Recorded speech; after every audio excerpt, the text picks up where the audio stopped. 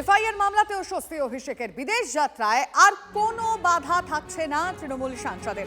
আমরা জানবো ডিটেলে আমাদের প্রতিনিধি শ্রাবন্তী সাহার কাছ থেকে। শ্রাবন্তী, দেখো, 16টি এফআইআর এর বিরুদ্ধে আদালতে এসেছিলেন অভিষেক বন্দ্যোপাধ্যায়, যার মধ্যে 3টি মামলার শুনানি বিচারপতি সৌগত ভট্টাচার্যের এজলাসে হয়েছিল এবং এই 3টি মামলার ক্ষেত্রেই আপাতত স্বস্তি। আগামী 30শে নভেম্বর পর্যন্ত তার বিরুদ্ধে কোন রকম পদক্ষেপ নেবে না পুলিশ এবং এক্ষেত্রে অভিষেক বন্দ্যোপাধ্যায়কে যদি হাজির হতে বলা হয় তার জন্য 48 ঘন্টা আগে নোটিশ দিতে হবে। এই মামলার একেবারে শেষে বিচারপতি সৌগত ভট্টাচার্য একবার জানান যে বিদেশ যাওয়ার জন্য অভিষেক বন্দ্যোপাধ্যায়কে ফের আদালতের অনুমতি নিতে হবে। তবে শেষ পর্যন্ত তার আইনজীবী তিনি স্পষ্ট করেন যে শীর্ষ আদালতের ইতিমধ্যেই অনুমতি রয়েছে এবং এখনো চিকিৎসার জন্য অভিষেক বন্দ্যোপাধ্যায় বিদেশে যাননি।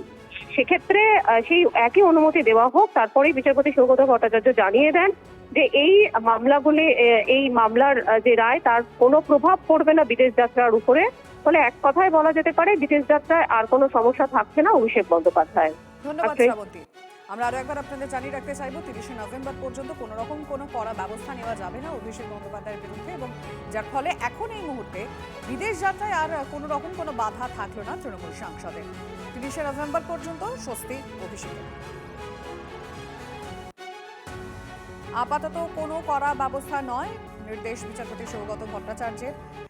তদন্তে সহযোগিতা করতে হবে অভিষেক বন্দ্যোপাধ্যায়কে এবং একদম এক্ষেত্রে নির্দিষ্ট করে তারিখ ধরে বলা রয়েছে 30শে নভেম্বর পর্যন্ত কোনো রকম কড়া ব্যবস্থা নেওয়া যাবে না। এবং সে কারণেই অভিষেক বন্দ্যোপাধ্যায় যে বিদেশ যাত্রা তাতে কোনো রকম কোনো অসুবিধা থাকছে না, তিনি বিদেশ যাত্রা করতে পারবেন এবং 30 নভেম্বরের আগে কোনো রকম কোনো কড়া ব্যবস্থা নেওয়া যাবে না।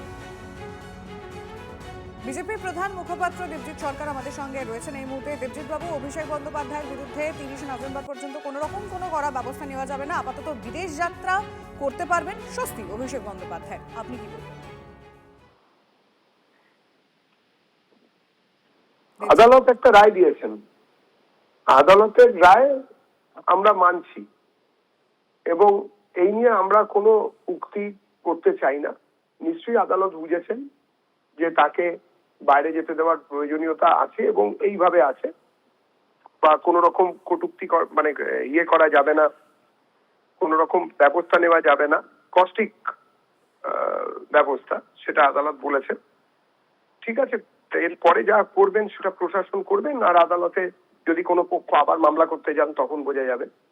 আমাদের পার্টির তরফ থেকে বিষয়ে বলার কিছু নেই, শুধু একটাই কথা যে যেসব শর্ত আদালত বেঁধে দিয়েছেন সেই শর্তগুলো অভিষেক বাবু যেন যথাযথভাবে পালন করেন, সেটাও দেখার দায়িত্ব সংশ্লিষ্ট কর্তৃপক্ষের। ধন্যবাদ আপনাকে।